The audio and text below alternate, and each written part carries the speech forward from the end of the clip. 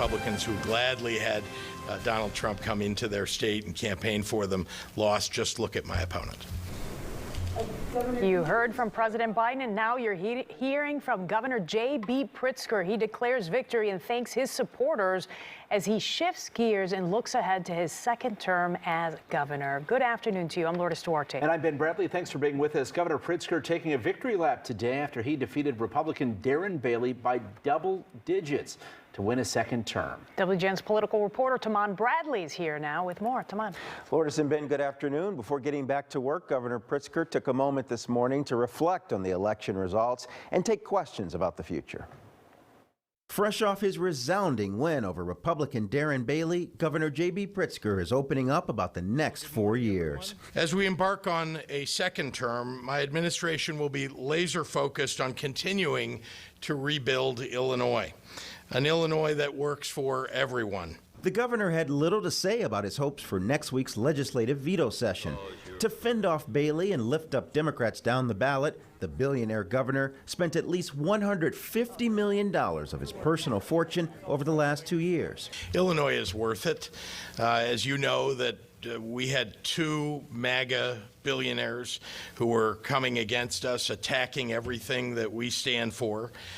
They spent over $100 million, and we're not just going to sit and get pummeled by them. Here we are, 2 years into cleaning up the wreckage of Donald Trump's presidency. Pritzker's fiery victory speech Tuesday night did little to tamp down speculation he's eyeing a presidential run in 2024. Until the Republican Party is ready to expel the extremists in their midst, we need to do it for them at the ballot box. Pritzker was asked several times about a possible White House bid. I am not focused on that at all. I commit to you that I'm planning to be the governor for the next 4 years. I have not talked to any staff outside of my own staff. And so, no, there's no, like I said, there's no plan to do anything other than be governor for the next 4 years. Pritzker says President Biden called him last night to congratulate him. The president flew here this past weekend to give local Democrats a boost. Ben? Well, Taman, this election results, they reinforce something we've long known. It's the tale of two Illinois. You've got the Chicago region there and the rest of the state. This map shows you which candidate leads in each of Illinois' 102 counties right now. You see a lot of red on the map for Darren Bailey, but soybeans don't vote. He still lost by more than 430,000 votes. You can't win a statewide race in Illinois without getting a decent chunk of the city or suburban vote. We are a state of 12.5 million people, and 9.5 million people live in the Chicago area. It's simple math.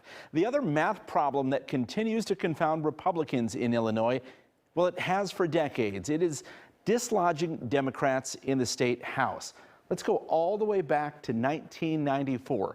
Bill Clinton was president, the last time Republicans had control of the House chamber in Springfield. Mike Madigan was a Machiavellian magician at map making. 2010 was the closest Republicans got in the last 25 years to taking over the state House. And here's where things stood going into this weekend's election. There were 73 Democrats, 45 Republicans in the state House. And now, after the votes, Democrats, they're continuing to expand their majority in Springfield. Some races still too close to call, but a pickup of about 4 seats means they can continue to hold a supermajority, and the GOP is relegated to the back bench in Springfield. Lourdes? A lot going on. Thank you, Ben.